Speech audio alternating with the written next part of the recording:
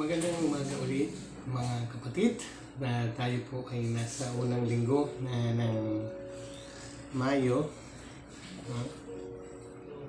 Isang panibagong pagkakataon muli na tayo po ay makasumpong sa presensya ng Panginoong Diyos sa pamamagitan ng kanyang mga salita. Nawa sa umagang ito ay maranasan natin, maramdaman po natin, makita po natin kung gaano tayo kamahal ng Diyos at kung paano siya ay nangangalaga at hindi kailanman nawala sa kanyang isipan. Mga kapatid, buksan po natin ang ating mga Biblia at sabayan po ninyo ako sa pagbabasa sa aklat ng Genesis chapter 45 verses 1 hanggang 28. Genesis chapter 45 verses 1 hanggang 28. Babasahin po natin ang buo upang sa ganoon ay makita po natin yung background o yung history nung mensahe na ibibigay sa atin ng Panginoon. Okay, simulan po natin. Genesis chapter 45 verses 1 hanggang 28. Hindi na mapigil ni Jose ang kanyang damdamin, kaya pinaalis niya ang kanyang mga tapaglingkod na naroon. Nang sinalalaman ang naroon, ipinagtapat ni Jose sa kanyang mga kapatid kung sino siya. Sa lakas ng kanyang iyak, narinig siya ng mga Ehipsyo, kaya ang balita'y mabilis na nakarating sa palasyo.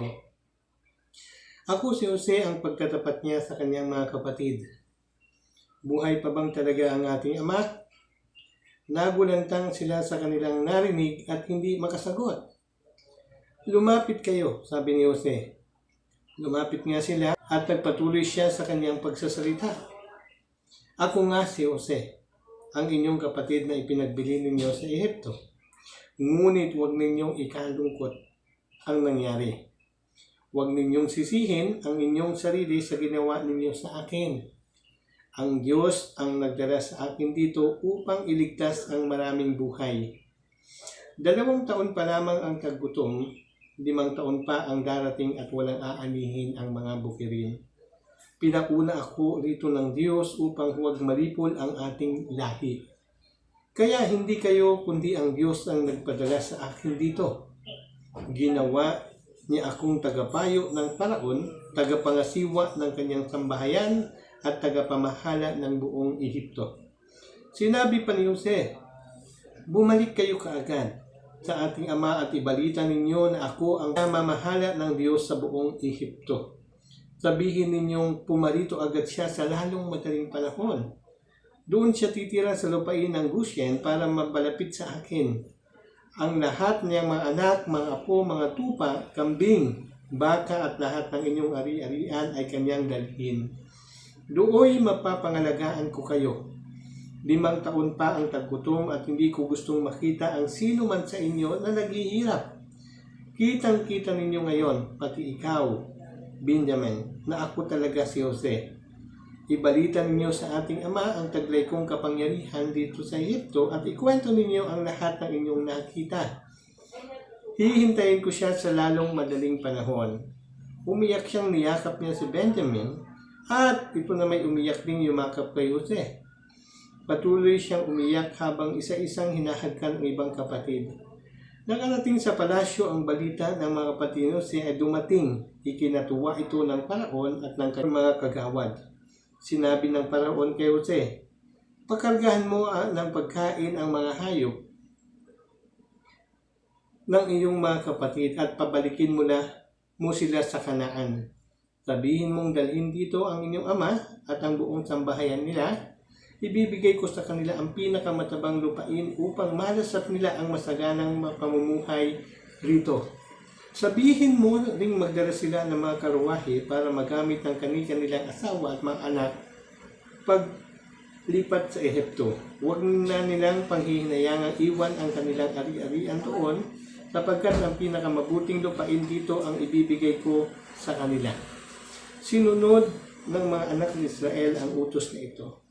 Binigyan sila ni Jose ng mga sasakyan gaya ng utos ng Paraon at pinadalhan din ng pagkain sa kanilang paglalakbay. Ang bawat isa ay binigyan ng tig-iisang bihisan, maliban kay Benjamin. 5 ang kaniyang bihisan at pinadalhan pa ng 300 pirasong pilak. Pinadalhan niya ang kanyang mga ama ng pinakamabuting produkto ng iyento, karga ng 10 asno. 10 asno rin ang may kargang trigo, tinapay at iba-ibang pagkain upang may baon ang kanilang ama sa paglalakbay. Inutusan ni Jose na lumakad na ang kanyang mga kapatid, ngunit bago umalis ay sinabi sa kanila, huwag na kayong magtalo-talo sa daan. Umalis nga sila sa Egypto at umuwi sa Kanaan. Pagdating doon, sinabi nila kay Jacob, Ama, buhay po si Jose. Siya ngayon ang namamahala sa buong Egypto. Natigilan si Jacob at halos hindi siya makapaniwala sa balitang ito. Ngunit ang maisalaysay sa kanya, ang biling ni Jose at makita ang karuwahang ipinadala ni Jose, sumigla ang kanyang kalooban. Salamat sa Diyos, sabi ni Jacob. Buhay pa pala ang aking anak. Pupuntahan ko siya bago ako mamatay. Purihin ang Diyos sa kanyang mga salita. Manalangin po tayo. Ama naming makapangyarihan, maraming salamat po sa iyo pong kabutihan. Maraming salamat po sapagkat naniniwala po kami na ang layunin mo sa umagang ito ay upang kami ay palakasin. Ang layunin mo, Panginoon, sa iyong mga salita na ibabahagi mo po sa amin upang patuloy nga, Panginoon, na lumago ang amin pong pananampalataya sa iyo. Sa kabila ng amin pong pinagdadaan ng krisis, Panginoon, sa kabila pong, Panginoon, ng aming mga kinakaharap na mga suliranin, emotionally, materially, mentally, maging spiritually, Panginoon, we ask your presence, O Lord, this morning. We ask you to come into our life, Panginoon. At patuloy nga na ikaw ang manguna sa pamagitan ng iyong banal na Espiritu. Upang sa ganun, Lord, malaya po namin mapakinggan ng maliwanag at amin pong maintindihan. Upang sa ganun, Lord, ito'y magbigay sa amin ng encouragement, Lord. We strive to continue, Panginoon, sa kabila po ng kinakaharap po namin, Panginoon, na para bang hindi po namin naiintindihan. But Lord, we trust in you at binibigay na po at pinagkakatiwala naman namin sa inyo ang lahat ng ito. Sa pamamagitan ng iyong mga salita namin binasa sa buhay ni Jose, Panginoon, sa buhay ni Joseph, Lord, Panginoon, dalangin ko na ito'y maging isang inspirasyon po sa amin na magpatuloy, Lord, at hindi huminto sa pananampalataya sa iyo. Ito ang aming dalangin sa pangalan ng aming Panginoong Jesus. Amen.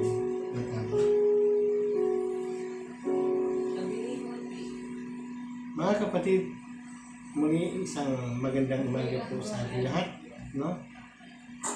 Yung mensahe ng Panginoon sa atin ay nais ipakita ng Panginoon na ang nangyayari po sa atin ay isang bagay na dapat makita natin na mayroong kagalakan, may positibong pananaw. Dahil alam po natin ang Diyos ay nasa atin. Kaya nga mga kapatid, sa umagang ito, kung titignan po natin yung buhay ni Jose, no, maaring nagtatanong tayo, no? Maaring nananalangin tayo. Hindi lamang tayong mga mananampalataya, kundi halos lahat ng tao sa sanlibutan nananalangin na matapos na yung pandemic. Nananalangin na makahanap ng gamot na pwedeng maging kontra sa sakit na ito. Pero tila ba, para bang mabagal? Para bang walang solusyon? Dahil sa halos magdadalawang buwan na, wala pa talagang direktiba o wala pa talagang nakikita na talagang magiging vaccine itong virus na ito. Ang mensahe ng Panginoon sa atin sa umagang ito, bakit hindi sinasagot ng Diyos yung panalangin natin agad-agad? O bakit hindi agad sinasagot ni Lord yung ating mga prayer request? Mga kapatid, dito sa mensahe na binasa po natin, si Joseph ay isang mabuting tao. Si Joseph ay kinalulugdan ng Diyos, kinalulugdan ng kanyang ama. Si Joseph ay sumusunod sa iyo.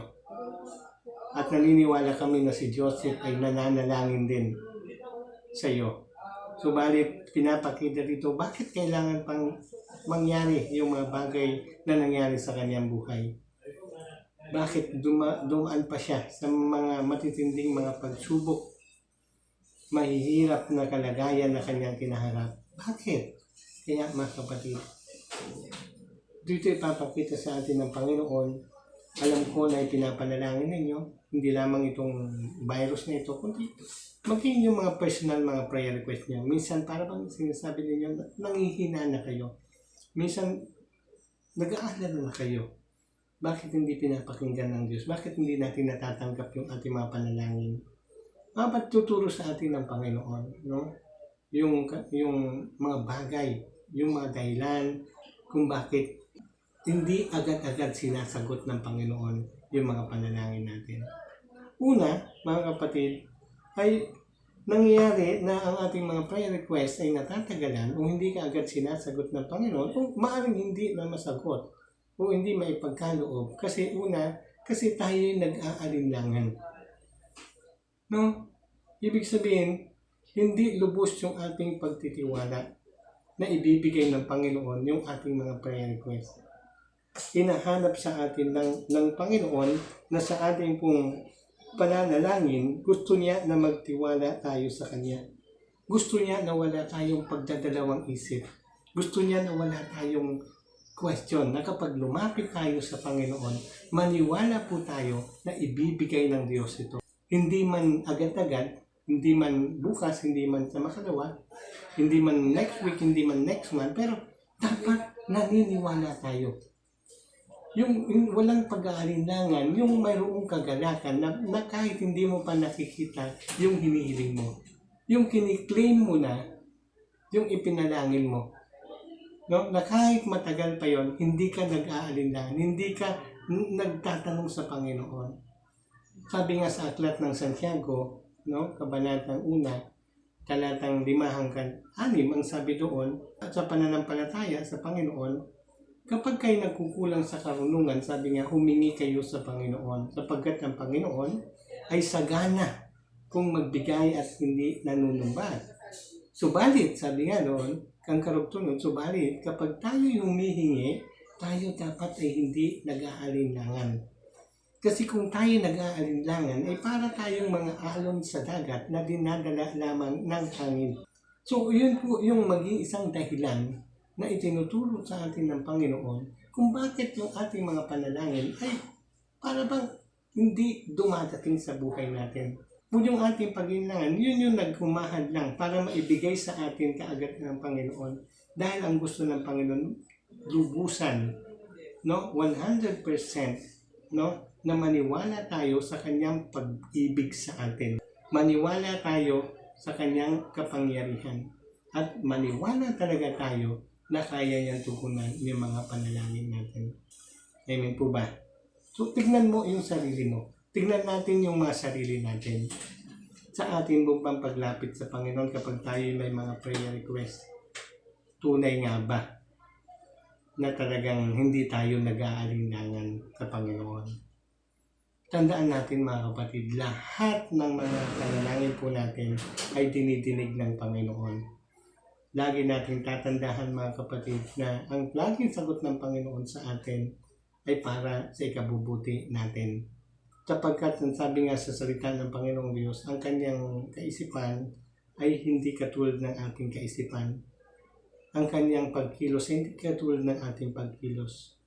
So ibig sabihin, lahat ng hiningi natin sa Panginoon, kung magtitiwala ka talaga, ibinigay sa iyo na ng Panginoon, hindi mo lang nalalaman. O ibibigay ng Panginoon ito sa iyo. Basta huwag ka na mag-alinlangan. Number 2, mga kapatid, kung bakit hindi na ibibigay ng Panginoon agad-agad yung mga prayer request natin dahil yung minamanipula natin ang Panginoong Diyos. Ano ba ibig sabihin na ipaba ng salitang manipula? Yung pinapangunahan. No? Pinapangunahan natin ang Panginoong Diyos o kaya tinuturuan natin ang Panginoong Diyos. Minsan nakikita ng Panginoong Diyos yung puso natin. Marahil aminin din natin minsan na talagang minapanipula natin ang Panginoon. Pero ang Panginoon hindi natin kayang imanipulahin. Hindi natin kayang kontrolin ng Panginoon. Nakikita niya yung desire ng puso natin kapag tayo nagpi-pray request. Kasi minsan ang tao, like for example, no, ng manipula, yung pinokontrol natin ang tao. Like sa krisis na ito, di ba, nananalangin ka, di ba, minamanipula mo ang Panginoon, manipula, isama na natin yung motivation, yung maling motivation, bakit ka nagpi-prayer. No, like for example ng prayer, na Lord, matapos na nawa itong pandemic na ito, Lord, kapag natapos ito, magsisimba na ako. Mga halimbawa, gano'n, nananalangin ka, Lord, magkaroon ako ng trabaho, Lord, bigyan mo ako ng trabaho, pag nagtrabaho ako, magbibigay na ako sa gawain mo, Panginoon. Diba, yun yung mga halimbawa ng pagmamanipula. Yung kinukontrol mo ang Panginoon. Yung ikaw, binibigyan mo ng kondisyon ang Panginoon. Yun yung prayer request na hindi naman talaga totoo. Yung motivation mo, hindi naman talaga totoo. No, para lang masabi mo, yung intention mo, yung layunin mo, bakit ka nagpipray? Kasi dahil sa sarili mong kagustuhan, sarili mong pagnanais, mayroon kang gustong mangyari. No? Sa iyong paglapit sa Panginoon, nakita na ng Panginoon yung intention mo. No, mali, no? Yung bagay na yun. Kaya minsan hindi natin i-receive yung mga panalangin natin. Kasi ayaw ng Panginoon na pinapangunahan natin siya, mga kapatid. Sabi nga, no, sa Santiago chapter 4 verse 3, ang sinasabi ng Panginoon dito, at humingi man kayo, wala rin kayong natatangkap dahil hindi tama ang inyong layunin. Humihingi kayo upang mapagbigyan ang inyong kalayawan. Ulitin ko po, no, sa aklat ng Santiago, kabanatang 4, talatang 3. At humingi man kayo, wala rin kayong matatanggap dahil hindi tama ang inyong layunin. Humihingi kayo upang mapagbigyan ang inyong kalayawan. This is true, mga kapatid. Ito'y totoo. Ito'y talagang nangyayari. Ito'y nangyayari hindi lamang sa mga unbeliever, maging sa mga believer. Minsan nananalangin po yung mga mananampalataya, pero hindi naman talaga totoo yung layunin. Yung hindi mabuti yung layunin. Kaya ang sabi ng Panginoon, malinaw noon, humingi man kayo, hindi kayo makakatanggap. Kasi mali. No? Minamanipula lamang natin ng parang inuutosan, Lord. Para bang sinasabi, Lord, matapos lang itong krisis na ito, magsisim. Bakit hindi mo gawin na ngayon? Maraming parang, Lord, pagkatapos ng krisis na ito, magbabago na ako. Kaya mo na gawin. Bakit kailangan pang matapos yung krisis na ito? Lord, magkaroon na ako ng trabaho, magbibigay na ako sa iyo. Tutulong ko, maglilingkod ako sa iyo. Bakit hindi mo kayang gawin? Habang ikaw ay naghihintay na wala pang trabaho. Yun yung isang halimbawa, mga kapatid, na minamanipula natin ng Panginoon. Yung motivation, yung intention, yung layunin natin, hindi tama. Kaya nga saliksikin natin yung sarili natin.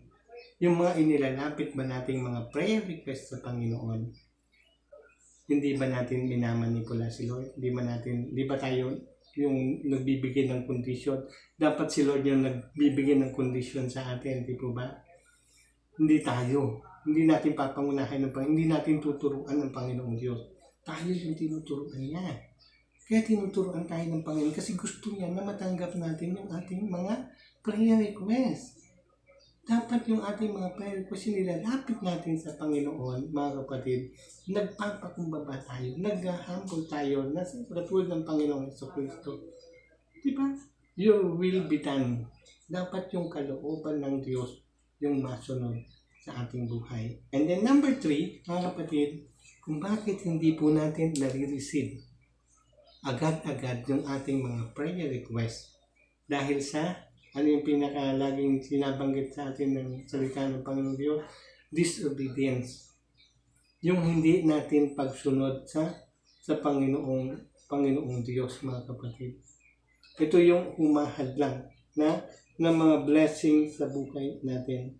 Ito yung nagbibigay, mga kapatid, ng mga bagay na kung saan hindi natin nare-receive yung mga dapat nating ma-receive sa Panginoon. Kung babasahin natin sa aklat ng mga awit 81, awit chapter 81, verse 10 to 12, ang sabi po ng Panginoon yan, basahin po natin, awit chapter 81, 10 hanggang 12, Ako ang Panginoon mong Diyos na naglabas sa iyo mula sa lupain ng Ehipto. Bukhin mong maluwang ang iyong bibig at aking pupunuin. Ngunit, hindi nakinig ang aking tinig ang bayan ko at hindi ako sinunod ng Israel. Tsagayoy aking pinasunod sa pagmamatigas ng kanilang puso upang sila'y makalakad sa kanilang mga sariling payo. Mga kapatid, yun yung sinasabi ng Panginoong Diyos sa atin. Kung bakit nahahadlangan yung mga prayer request natin. Bakit ang bagal? Bakit ang tagal? O bakit hindi na natin natanggap yung mga hinihingi natin sa Panginoon? Kasi hindi tayo sumusunod sa Kanya. Hindi natin sinusunod ang Panginoong Diyos. Totoo po ba ito? Amen po ba? So, tingnan natin yung mga sarili natin. No? Tingnan natin yung ating mga puso. Tingnan natin yung intention, yung sabi nga, diba, yung layunin, mga kapatid. Sinasabihan tayo ng Panginoon para matanggap natin yung mga prayer request natin, sumunod tayo. Paano nga ba tayo bibigyan ng Panginoon ng pagpapala kung hindi tayo sumusunod? Pinakita na ng Panginoon, di ba? Tayo nandito sa aklat ng Genesis, no? Na kung saan ay nagsisimula na tugunin ng Panginoon, no? Sumunod lang katulad ng mga kapatid ni Joseph. Diba, nung sinabi ni Joseph na umuwi kayo sa ating ama at ipamalitan yun na ako'y buhay pa, pero may utos ang si Joseph, sabi niya, huwag na kayong magtalo-talo. Na kung saan ay sinunod naman ng kanyang mga kapatid. Sila umuwi, hindi nagtalo-talo at bumalik sila doon sa Egypto at talagang namuhay sila ng masagana. Mga kapatid, ito po yung mensahe ng Panginoon ay palagi na nating naririnig na ang obedience, no, ay ang siyang nagdadala ng blessing sa atin. Kaya huwag nating kalitaan mga kapatid. No, sa ating pagsunod, ito po yung nagmumove para ibigay ng Diyos yung ating mga prayer request. And then, pang-apat at panghuli, no, ang sabi ng Panginoon sa atin, bakit tumatagal o nahahadlangan yung mga prayer request po natin, tinuturo sa atin ng Panginoong Diyos, yung gusto ng Panginoon sa umagang ito ay para turuan tayo. Turuan tayo ng Panginoong Diyos na magtiwala sa Kanya. Kung bakit yung prayer request natin na matapos na itong pandemic na ito, tinuturuan, maraming bagay na tinuturo sa atin ng Panginoon. Tinuturo sa atin ng Panginoon na magpakumbaba tayo. Kaya minsan tumatagal yung mga panalangin natin para magkaroon tayo ng pasensya. Tinuturoan tayo ng Panginoon, mga kapatid, na lalo pang tumatag yung ating pananampalataya sa Kanya. Kasi ang katotohanan, mga kapatid, may mga darating pa na higit pa sa pinagdadaanan natin ngayon. Kaya ang nais ng Panginoon, mga kapatid, yung pang-apat, no? Kaya yung mga hinihingi mo ay hindi pa ipinibigay ng Panginoon kasi, mga kapatid, dahil gusto niya na tayo ay turuan pa na magtiwala sa Kanya. Yung mga bagay na kung saan hindi pa niya ibinibigay kasi alam niya na kaya pa natin. Katulad ng binasa po natin kanina, bakit hindi si Joseph yung naghanap sa kanyang mga kapatid? No? Kasi tinuturuan niya yung kanyang mga kapatid na sila yung magpakumbaba na lumapit sa kanya. Tinuturuan ni Joseph yung kanyang mga kapatid, no? Sa bagay yung nangyari kay Joseph na sa kabila ng ginawa nila, dahil nakita niya na may magandang plano ang Diyos para sa kanyang pamilya, para sa kanyang lahi. Na kung hindi niya pagkadaanan, hindi siya magiging matatag, no? Hindi siya magpapatuloy sa kanyang pananampalataya, ay mamamatay silang lahat. Yun yung purpose, yun yung dahilan, mga kapatid, sa nangyayari sa atin sa panahon po natin ngayon. Huwag nating isipin na mabagal yung pagdinig ng Panginoong Diyos sa ating mga panalangin. Mayroon siyang itinuturo sa atin, mga kapatid, na dapat nating makita. Magtiwala po tayo, mga kapatid, dahil sinasabi na aklat ng Marcos chapter 9 verse 23, lagi nating tatandaan, with faith, no? With faith, all things are possible. Ulitin ko po, mga kapatid, with faith, all things are possible. Mga kapatid, dito ako magtatapos, no? Sa salitang ito, mga kapatid. Kahit na maramdaman mo, kahit makita mo na para bang ang bagal ng pagkilos ng Panginoong Diyos sa iyong panalangin, sinasabihan ka ng Panginoon, sinasabi sa iyo, kapatid, magpatuloy ka sa pananalangin sa Panginoon. Magpatuloy ka na magtiwala sa Panginoon. Pinaalala sa iyo ng Panginoon ngayong umagang ito, bakit tumatagal? Or bakit hindi mo natatanggap yung mga prayer request mo? Kasi nag-aalinlangan ka. Huwag kang mag-alinlangan. Mga kapatid, ang pangako ng Panginoong Diyos sa atin, hindi niya tayo iiwan, hindi niya tayo pababayaan. Amen? Huwag kang mag-alinlangan. Pangalawa, sabi ng Panginoon sa iyo, huwag mong manipulahin ng Diyos. Huwag mong pangunahan ng Diyos. Huwag mong turuan ng Diyos. Dahil alam ng Diyos kung ano yung kabubuti mo. Dahil nakikita ng Diyos yung puso mo. Gawin mo kung ano yung mabuti. Sabihin mo sa Lord, umamin ka, magpakumbaba ka. Yung totoo, sabihin mo. Huwag mong sabihin kay Lord, huwag mong sabihin mga ngako, Lord, matapos lang itong pandemic na ito, magsisimba na ako. Sa halip na ganun yung prayer ko mo, sabihin mo, Lord, kung hindi naman totoo, no, sabihin mo sa Lord, Lord, panalangin ko matapos yung pandemic na ito at turuan mo ako, Panginoon. Nasimulan ko na yung pagkilala sa iyo. Ano yung pangatlo, sabi ng Panginoon, natatagalan yung prayer request mo, yung hinihilingi mo sa Kanya kasi hindi ka sumusunod eh. No? Hindi ka sumusunod sa mga utos ng Panginoon. Dapat susundin mo ang Panginoon. At pang-apat, mga kapatid, huwag kang manghina. Huwag kang matakot, huwag kang mag-alala. Na para bang kahit na para bang yung panalangin mo ay hindi mo pa nakikita, para bang hindi mo pa nararamdaman.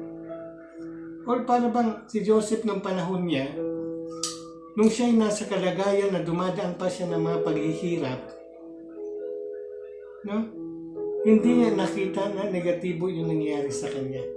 Hindi siya nagpadala sa tukso, hindi siya nagpadala sa mundo, kundi patuloy na nagtiwala sa iyo na tinuturuan mo lang siya na maging matatag. Itinuturo mo kung ano yung mabuti para sa kanya, para sa ikabubuti ng ilan. Mga kapatid, nawahanda tayo magpaturo sa Panginoon.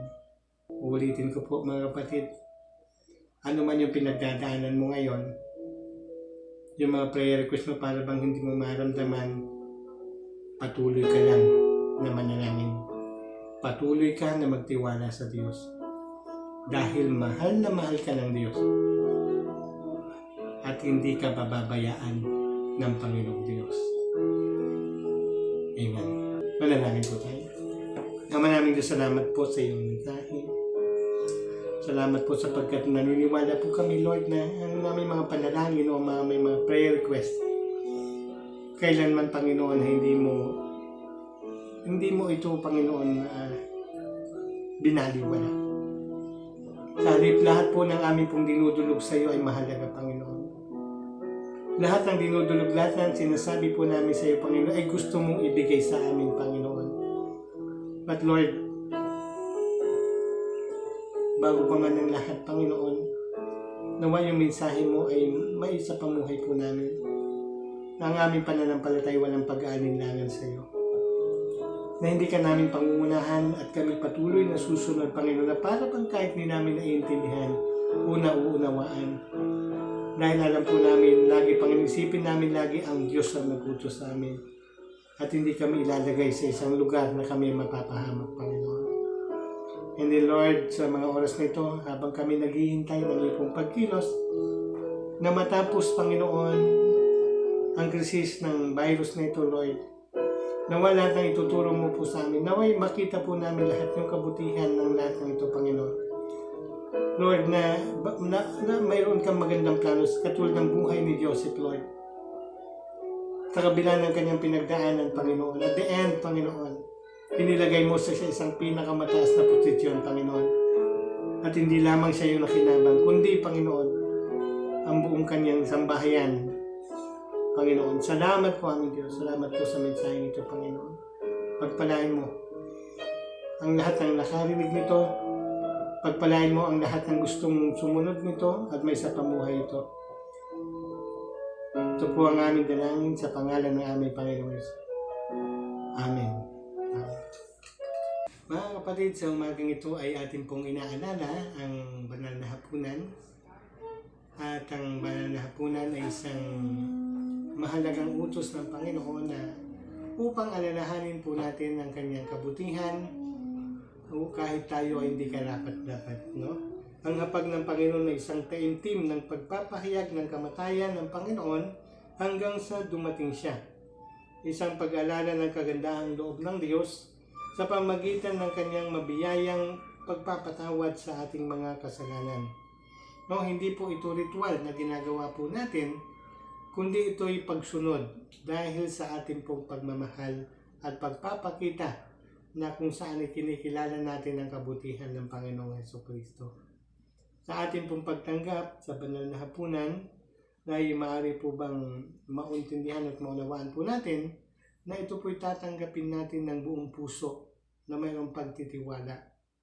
Kaya sa umagang ito ay maaari po bang yumuko ang lahat? Yumuko po kayo at para maramdaman ninyo yung pag-ibig ng Diyos. Makita ninyo yung kahalagahan nito na ipinako ang Panginoong Jesucristo sa krus ng Kalbaryo para sa ating mga kasalanan. Sige po, pagbulay-bulayan po natin. Ano man yung nandyan sa puso po natin, ano man yung kabigatan, ano man yung mga kasalanan na hindi pa natin na ipapahayag sa Panginoon, surrender mo na sa Panginoon ngayong umagang ito.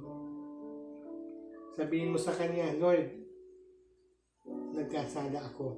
Sabihin mo sa Lord, sabihin mo lahat. Surrender mo na sa Panginoon. Ibigay mo na yung kabigatan mo sa Panginoon. Magtiwala ka sa Kanya. Na kahit anong nagawa mong kasalanan, kahit napakapabigat pa niyan, kahit napakalaki ng kasalanan mo, ay kaya kang patawarin ng Panginoong Diyos. Dahil mahal na mahal ka niya. Opo, ikaw. Ikaw na nakikinig ngayon, mahal na mahal ka ng Diyos. Ikaw na nakikinig ngayon, sinasabihan ka ng Panginoon, anak, isurrender mo na yung buhay mo sa akin. Ipagkatiwala mo na yung buhay mo sa akin. Huwag ka na mamuhay sa sarili mong karunungan at kalakasan dahil hindi mo kaya. Sabi ng Panginoong Diyos sa iyo sa umagang ito, ikaw na nakikinig, handa kitang tulungan, handa kitang samahan kung magtitiwala ka sa akin. Ulitin ko, mga kapatid, mahal na mahal ka ng Diyos. Kaya kung nais mo na ipagkatiwala yung buhay mo sa Panginoon ngayong umagang ito, inaanyayahan ka ng Panginoong Jesucristo. Inaanyayahan ka niya na tanggapin mo siya sa kanyang buhay. Inaanyayahan ka niya na isurrender mo na lahat ng kasalanan na mayroon ka. Surrender mo na yung buhay mo at hayaan mo na siya na ang manguna mula sa araw na ito. Sa iyong pagtanggap sa Panginoon ay maaari kang sumunod sa aking panalangin. Nanggaling sa iyong puso at bibigkasin ng iyong mga labi. Kung nais mong tanggapin ang Panginoong Jesucristo, sumunod ka sa panalangin ko. Panalangin nanggaling sa iyong puso at na mayroong pagtitiwala. Ito yung panalangin ko. Ama naming makapangyarihan, maraming salamat po sa iyong paanyaya. Salamat po dahil kahit ako'y makasalanan, ninais mo pa, Panginoon, na ako'y anyayahan at humingi ng kapatawaran sa iyo. Lord, salamat po. At sa umagang ito, inaamin ko po, Panginoon, na marami akong kasalanang nagawa. Marami akong pagkukulang, Panginoon. At sa umagang ito, Panginoon, naghihintay po ako ng kapatawaran. Lord, patawarin po ninyo ako sa mga kasalanan na nagawa ko, sa lahat ng mga pagkukulang ko.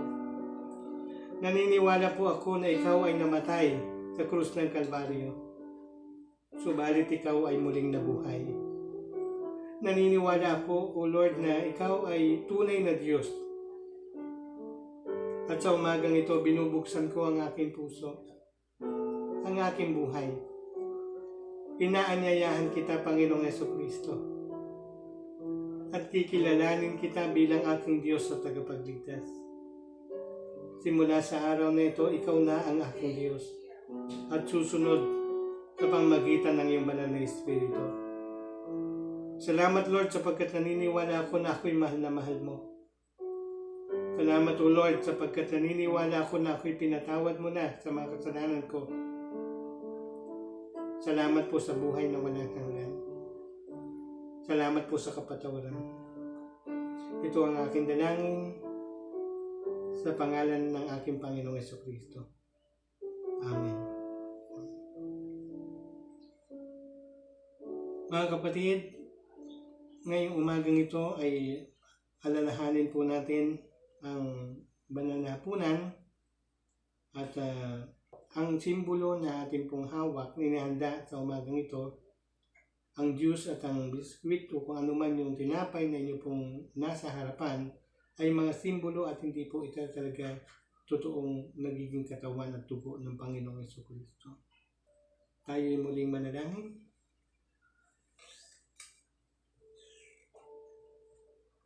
Panginoon naming Diyos, salamat po sa iyong dakilang pagmamahal. Salamat po, Panginoon, sapagkat kami hindi karapat-dapat na maituring mo bilang iyong mga anak, ay minarapat mo sa pamamagitan ng kamatayan ng Panginoong Jesucristo na krus ng Kalbaryo. Dakilang Diyos, pagpalain mo ang aming mga buhay, ang aming pananampalataya, at lalo pang pag-initin mo upang makapaglingkod sa iyo. Dakilang Diyos, pagpalain din mo rin itong tinapay na ito na aming hawak-hawak upang ito'y maging pagpapala din sa amin. Ito ang aming dalangin sa pangalan ng aming Panginoong Jesucristo. Amen. Sinabi po sa banal na kasulatan sa unang Korinto, Kabanatang 11, talatang 23 hanggang 24, sapagkat tinanggap ko sa Panginoon ang binibigay ko naman sa inyo, nang ang Panginoong Hesus ng gabing siya'y pinagkanulo ay dumampot ng tinapay, at nang siya'y makapagpasalamat, ito'y kanyang pinagputol-putol at sinabi, ito'y ang aking katawan na pinagputol-putol para sa inyo. Gawin ninyo ito sa pag-alala sa akin. Sabay-sabay po natin itong kayo.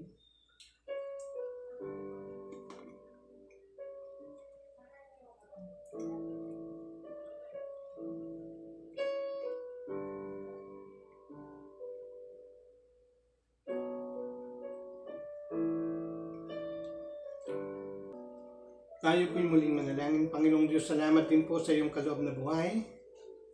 ang dugo ng Panginoong Jesucristo na nabubos sa krus ng Kalbaryo, na siyang naghugas sa aming mga kasalanan. Inihandog po namin sa iyo ang aming pong pasasalamat, ang aming pagpupuri, habang patuloy po namin ipinapahayag ang iyong pong kaharian at ang iyong muling pagbabalik. Ito ang aming dalangin sa pangalan ng aming Panginoong Hesus. Amen. Sinabi po sa banal na kasulatan sa unang Korinto, kabanatang 11, talatang 25 hanggang 26. Sa gayon ding paraan ay kinuha niya ang kopa magkatapos maghapunan na sinasabi, ang kopang ito ay siyang bagong tipan sa aking dugo. Gawin niyo ito sa tuwing kayo iinom nito sa pag-alala sa akin. Sabay-sabay po natin ito.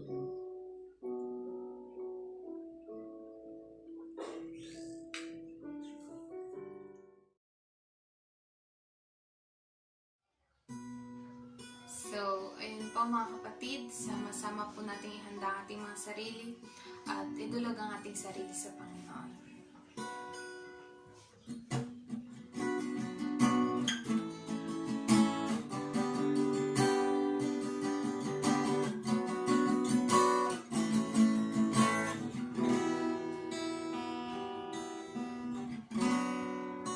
Savior, I come, quiet my soul.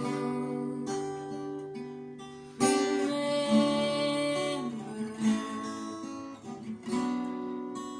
redemption's hill, where your blood runs pale. For my ransom, everything I wanted, dear, I count it all as lost. Lead me to the cross where your love poured out. Bring me to my knees, Lord, I lay me down.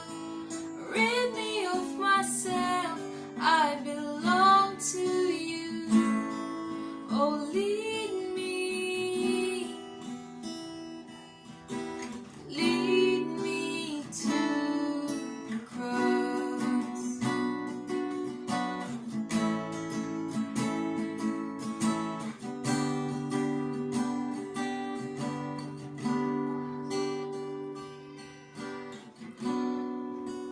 You were outside, tempted and tried, human. The Word became flesh, bore my sin and death. Now you're risen. Everything I once held dear, I count it all as lost. Lead me to the cross where your love poured out. Bring me to my knees, Lord, I lay me down. Rid me of myself, I belong to you. Oh, lead me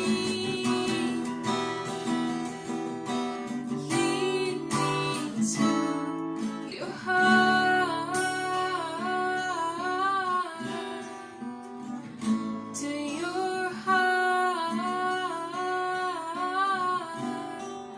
Lead me to your heart.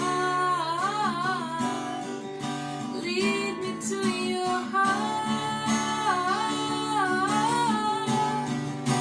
Lead me to the cross where your love poured out. Bring me to my knees, Lord, I lay me down. Rid me of myself, I belong to you. Oh, lead me to the cross. Sama-sama po natin ibalik ang lahat ng papuri at pasasalamat sa tanging Panginoon Hesus. Amen.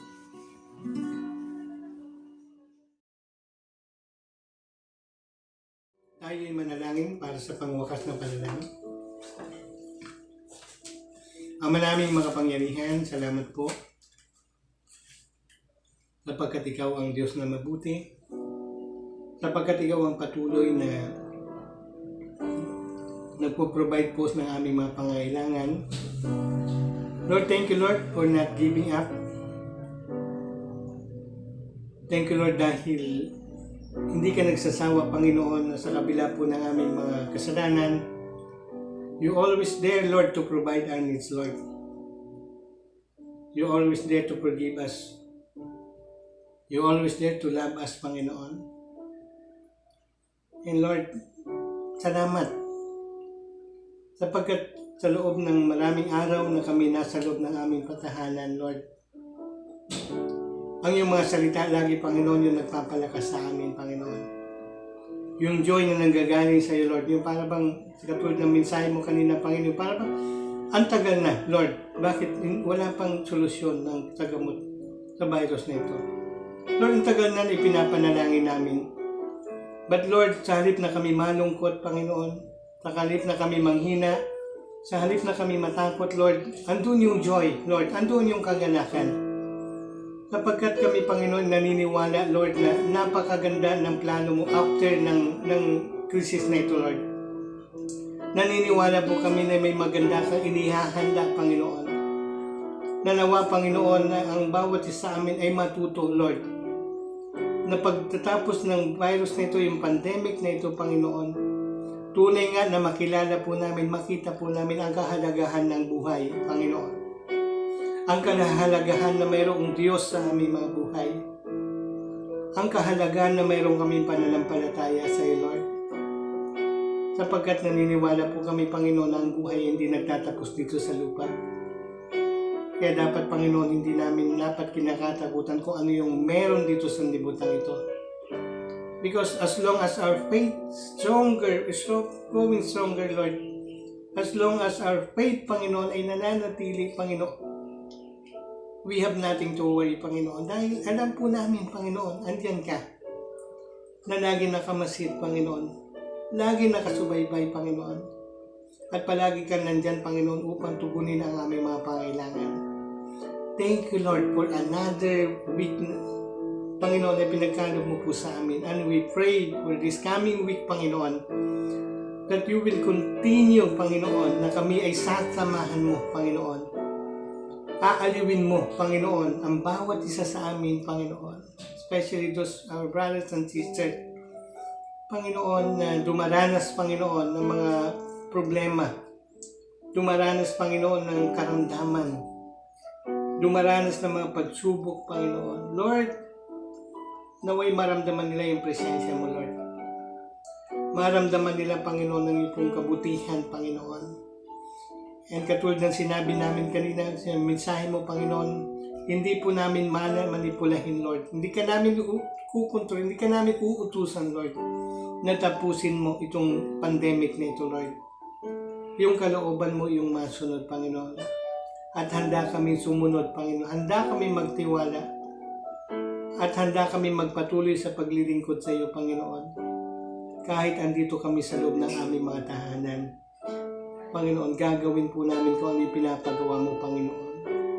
Lord, turuan mo kami, Panginoon, sa umagang ito na lalo pang magtiwala sa iyo, Panginoon. Salamat po, aming Diyos. Pagpalain mo ang bawat isa sa amin, sa lahat na nakinig, sa lahat na nanood, sa lahat na nakibahagi, sa lahat ng tumanggap ng iyong mga salita, Panginoon. At sa lahat ng magsasapamuhay nito. Lord, pagpalain mo, Panginoon, ang bawat isa sa amin. Pagpalain mo ang bumundo, Panginoon. Aliwin mo ang mga namimighati. Tugunan mo yung mga nagugutom, Panginoon. Yung mga nangangailangan. Protektahan mo yung mga frontliners, Lord. At aliwin mo yung mga nawalan ng mahal-mahal sa buhay, Panginoon. Lord, maramdaman nila sa umagang ito na mayroong Diyos na nagmamahal sa amin, Panginoon. Salamat po muli. At sa iyo na po namin pinagkakatiwala ang lahat ng ito. At tanggapin nawa ng bawat sa amin ang kapayapaan, ang kagalakan at lahat ng pagpapala na nagmumula sa iyo. Ito po ang aming dalangin sa pangalan ng Ama, ng Anak, at ng Espiritu Santo. Amen.